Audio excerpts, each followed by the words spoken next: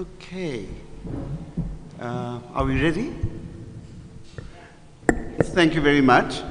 The panel has prepared its interim findings, and all we will do now is I will read the findings and then say goodbye to each other. Interim findings of the People's Tribunal on Economic Crime, 7 February 2018. Introduction. 1. The Tribunal has heard extensive evidence and argument over 5 days from a number of experts, writers, researchers, civil society, and other witnesses. We have also been referred to voluminous material to establish essentially 3 interrelated aspects and the consequential effects. A. Extensive violations of United Nations sanctions that amounted to serious breaches of international criminal law during the apartheid era, and in particular during the period 1977 to 1994. B. Allegations of serious and punishable economic crimes in the process of the conceptualization and the implementation of the arms procurement package, which we refer to as the arms deal. There was also extensive argument on the issue of the rationality of the arms deal itself. C. Allegations of state capture involving Denel and its associated companies in the acquisition, distribution, and manufacture of arms and ammunition. Paragraph 2. We made an opening statement at the beginning of the proceedings that is the next marked A. Paragraph 3.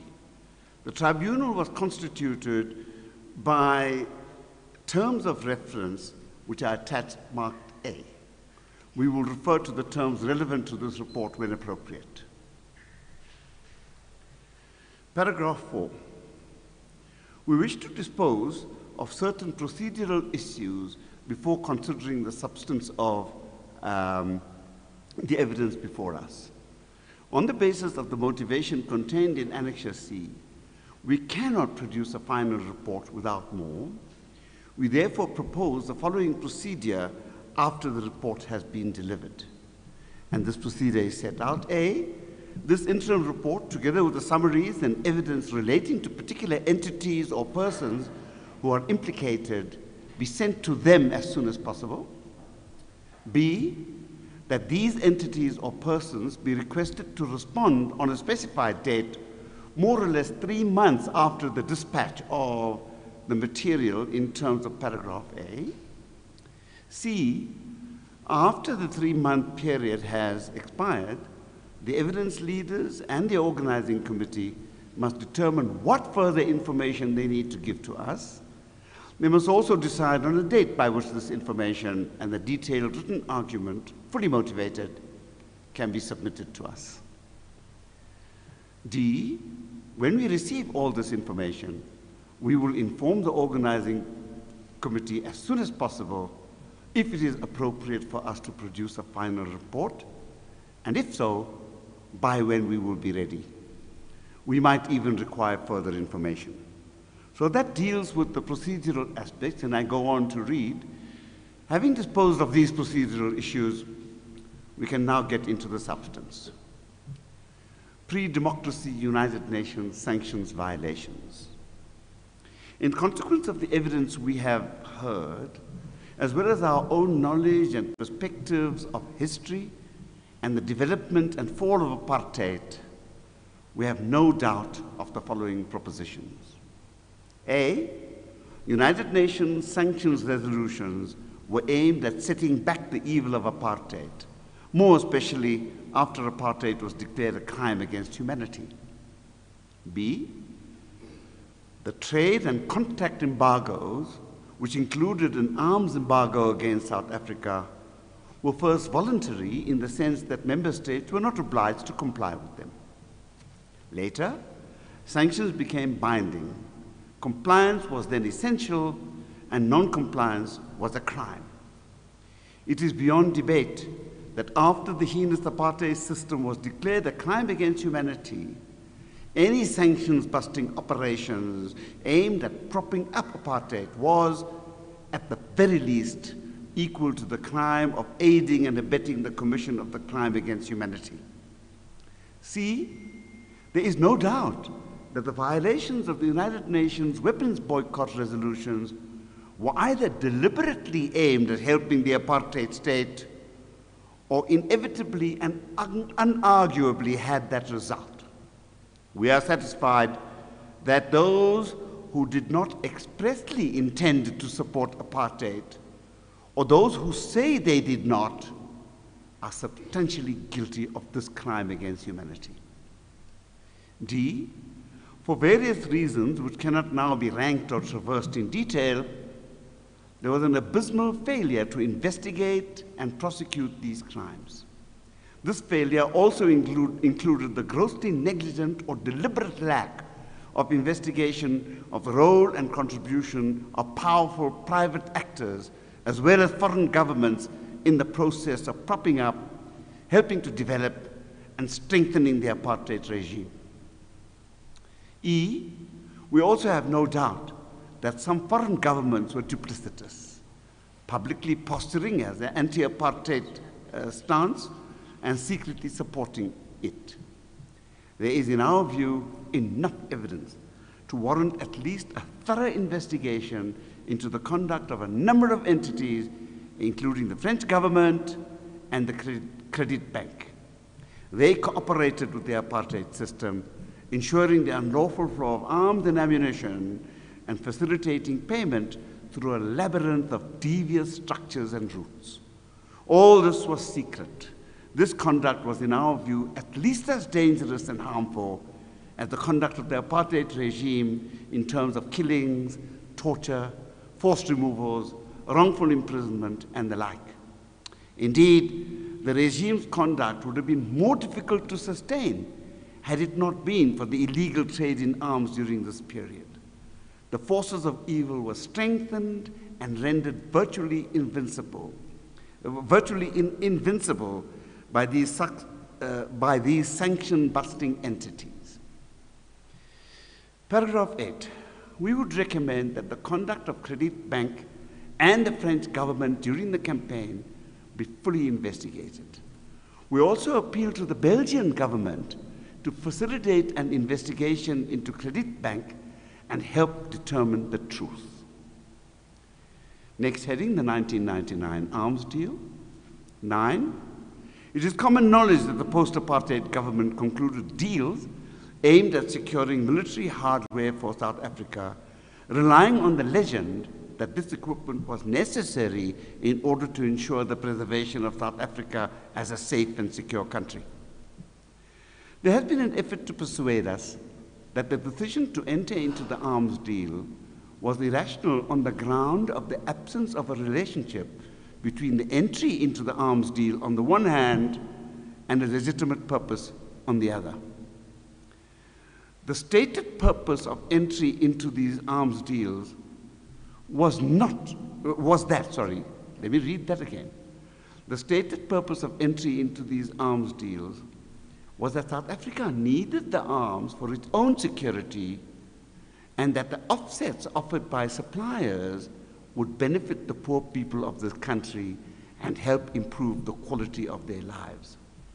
We have not yet been persuaded that there is no connection between the decision to enter into these agreements to acquire arms and the stated purpose. We are satisfied, though, that there is reason to believe that the decision was irrational for a more fundamental reason. That reason is that the stated purpose could never have been the real purpose. South Africa, in all probability, did not need the military equipment it purchased as a result of the 1999 arms deal. What is more, we are satisfied that any honest and reasonable person would have known this. This fact leads to the irresistible inference that these purchases were made in order to facilitate money-making for corrupt people, including politicians. This, in our view, was the real purpose of the decision. The purpose was illegitimate. The decision to enter into the arms deal, therefore, must have been irrational. There is also, in our view, enough evidence to raise a strong suspicion that cabinet ministers and others in the state machinery were involved in these operations and gained considerably for themselves. It is a matter of regret that these matters have not been subject to rigorous investigation, and it is our view that this should happen as soon as possible. We say little about this aspect of the matter because the findings of the Siriti Commission, which concluded that there was nothing wrong with regard to the arms deal, are being taken on judicial review. We are nevertheless of the view that it is necessary for us to express this opinion on that evidence before us, despite the fact that the review is still pending. We do not go into too much detail because we do not wish to preempt the review proceedings. If the review proceedings have been concluded by the time we are ready to produce a final report, we may be able to deal with this in more detail. Finally,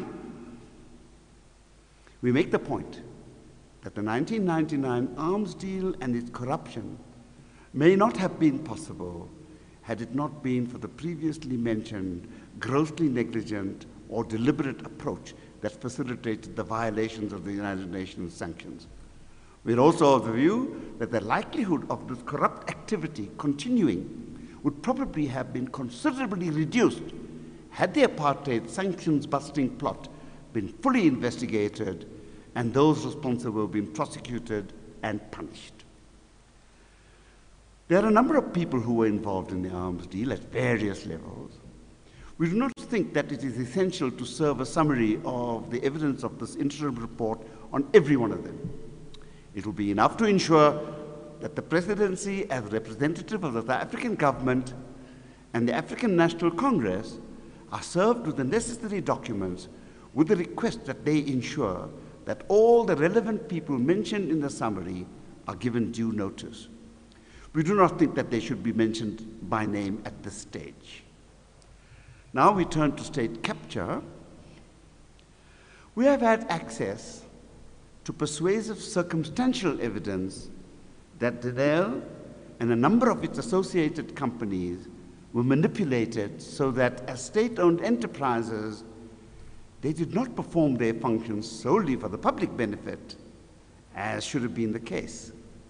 Instead, it seems clear, and we emphasize that we have not heard the evidence of those implicated, that the manipulation resulted in benefits to private actors.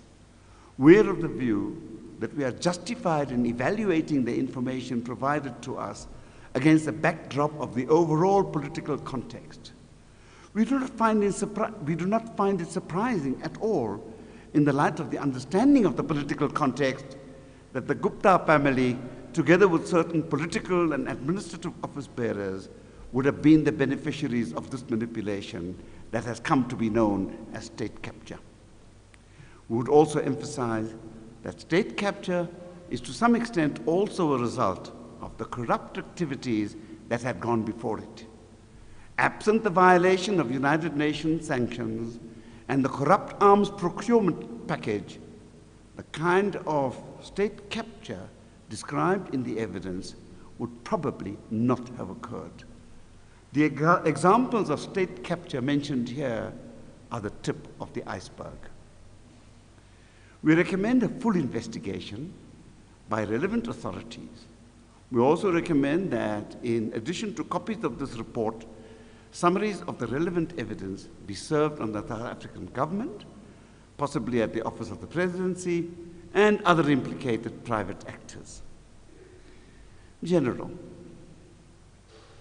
A person described as a whistleblower gave evidence before this tribunal.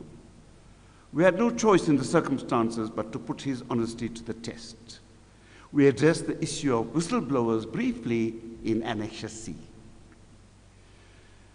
We recommend that a copy of the papers, a copy of this report, and a summary of the evidence be served on the National Director of Public Prosecution, the National Commissioner of Police, the Minister of Justice, and the Minister of Safety and Security, with the request that a full and thorough investigation of all the allegations and the legally required consequential action be pursued as a matter of urgency. Conclusion. We have been honored to be part of this process and thank the organizing committee for the opportunity to participate in ensuring that our society will ultimately be rid of corruption and that the improvement of the quality of lives of all people as mandated by the Constitution is assured. We thank all participants, the evidence leaders, and the organizing committee. Of great importance was the evidence of non-governmental organizations who do important work to ensure that the promise of the Constitution becomes a reality. Indeed, they will contribute to a stronger civil society which will ensure appropriate change. In this context, it is crucial for us all to remember that legal processes, actions by law enforcement authorities, and criminal charges are the only way societal change can occur. These are not necessarily the most effective ways either. The most effective long-term way is to develop a strong civil society who would contribute towards the change of our culture to one of care, consideration, honesty, and humanity. The use of the legal machinery deals simply with the symptoms. The abolition of root causes was a much longer and more difficult process. We appreciate the work that civil society has done thus far and trust that they will continue this work in the future. Without this effort, a constitutional order can hardly be achieved. That is the end of the report. The recommendations that I've read in different parts of the report has been summarized at the end of it, and I think that we'll be wasting your time simply to read it. We have checked them. They carefully reflect the recommendations made elsewhere in the report. So with that, may I, on behalf of the panel, thank everybody once again. We didn't, in the report, thank the organizing committee for looking after us so nicely and ensuring that we were all very comfortable. We also think that this panel was treated with great respect. And as the chairperson, I would thank the members of the panel who have contributed unstintingly in very difficult circumstances to make this happen. Thank you very much indeed, and goodbye to everybody from all of us.